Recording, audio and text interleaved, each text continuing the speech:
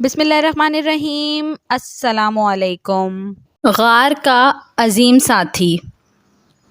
جو حضور صلی اللہ علیہ وآلہ وسلم تبلیغ اسلام کی رفتار تیز کرتے گئے تو کفار بھی آپ صلی اللہ علیہ وآلہ وسلم کی اذیت رسانی میں سختی کرتے چلے گئے۔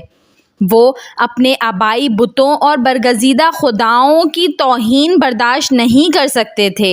نفرت و عداوت اور بغض و انتقام کی آگ ان کے سینوں میں زیادہ تیزی سے بھڑکنے لگی، حتیٰ کہ ایک دن انہوں نے آپ صلی اللہ علیہ وآلہ وسلم کو قتل کرنے کا ناپاک منصوبہ بھی تیار کر ڈالا۔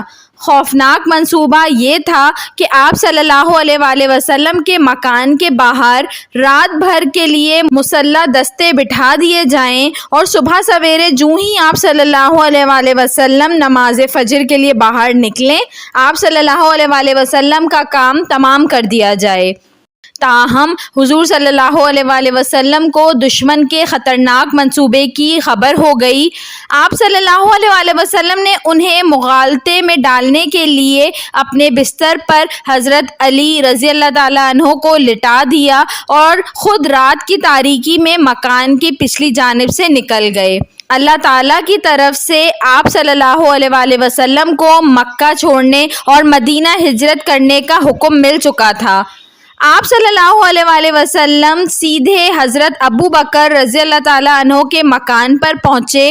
جب حضرت ابو بکر رضی اللہ تعالیٰ عنہ کو معلوم ہوا کہ سفر ہجرت میں انہیں بھی آپ صلی اللہ علیہ وآلہ وسلم کے ساتھ جانے کی اجازت مل چکی ہے تو ان کا چہرہ مسرت سے تمتما اٹھا اور آنکھیں خوشی کے آنسوؤں سے تر ہو گئیں۔ خفیہ تدبیر اور عارضی پناہ۔ دونوں دوست مکان کے پچھلی کھڑکی سے رازداری سے باہر نکل گئے۔ ان کا منصوبہ یہ تھا کہ مدینہ منورہ روانہ ہونے سے پہلے غار سور میں کچھ عرصہ قیام کیا جائے تاکہ اس دوران کافروں کا غیظ و غضب قدرے ٹھنڈا پڑ جائے۔ غار سور مکہ سے 3 میل دور کوہ سور کے دامن میں واقع تھی۔ ہجرت کا سارا منصوبہ خفیہ رکھا گیا تھا۔ صرف حضور صلی اللہ علیہ وآلہ وسلم، ابو بکر رضی اللہ تعالیٰ عنہ اور آپ کے خاندانوں ہی کو اس کا علم تھا۔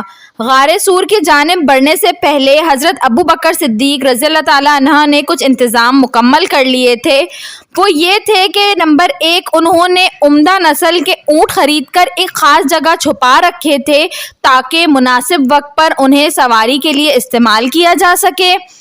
نمبر 2، انہوں نے اپنے بیٹے عبد الرحمن رضی اللہ تعالیٰ عنہ کو ہدایت کر رکھی تھی کہ وہ شہر میں گھوم پھر کر لوگوں کی باتیں دھیان سے سنیں اور ہر رات غار سور میں آ کر اس کی رپورٹ دیں۔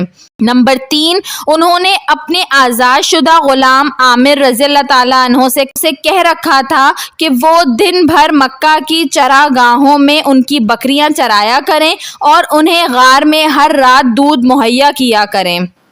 انہوں نے اپنی چھوٹی بیٹی اسماء رضی اللہ تعالیٰ عنہ کو ہدایت کر رکھی تھی کہ وہ ان کے لیے رات کی تاریکی میں گھر سے کھانا لایا کریں۔